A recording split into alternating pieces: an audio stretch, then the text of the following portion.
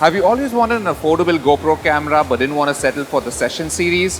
Well, now the company has the answer in the form of the new GoPro Hero, its first truly affordable GoPro with a touchscreen display. Let's check it out.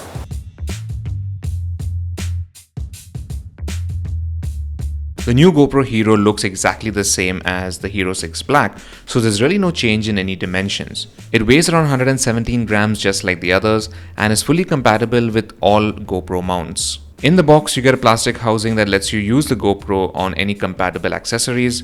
You get two adhesive mounts, a Type-C charging cable, and the default snap-on stand. There is no micro SD card in the box, so this is something you'll have to purchase separately. Now the good thing about the Hero is that it's waterproof up to 10 meters, so you don't really need to invest in a separate housing for that. It's built really well and the rubber coating is top-notch. There are 3 LEDs and 3 microphones placed around the camera, and you also get a status screen in the front and a touchscreen display at the back. The rear display is bright enough for viewing under direct sunlight, however, the interface doesn't feel as responsive as it does in the Hero 6 Black. There's this lag that's present when you're moving across menus, which is a little annoying. Now the GoPro Hero features a 10 megapixel sensor that can shoot at a maximum resolution of 1080p at 60 fps and is capable of 10 fps burst shooting. There is a 1440p option too, but this is essentially a 4:3 aspect ratio, which isn't particularly useful. It has retained some of the important features like voice control, video stabilization, support for quick stories, and fast charging via an optional accessory. At the same time, it also ditches some features like the inbuilt GPS in order to keep the costs down.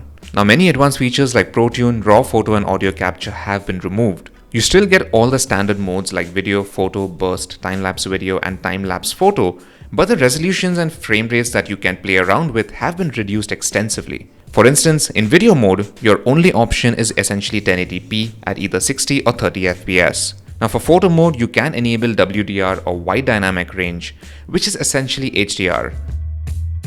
While this helps brighten up the shadow areas while still maintaining good exposure for the brightly lit portions of the image, the final photo tends to have slightly subdued colors. Level of detail is decent for an action camera, just as long as you don't go around cropping the image too much. Time-lapse videos can once again only be shot at 1080p resolution, but the interval is restricted to only 0.5 seconds, which is quite limiting. Now video quality is good when there's ample natural light.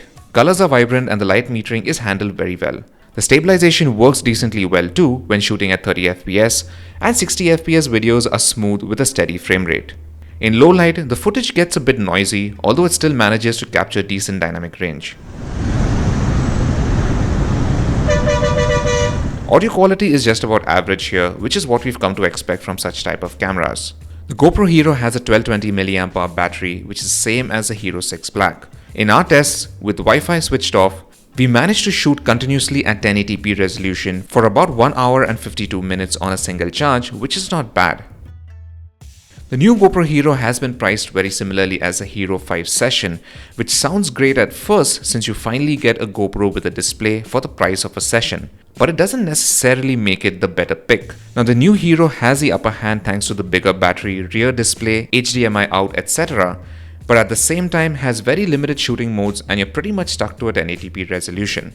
The Hero 5 Session on the other hand might have a weaker battery and no display, but it does support 4K video resolution and has more shooting modes and a much smaller size.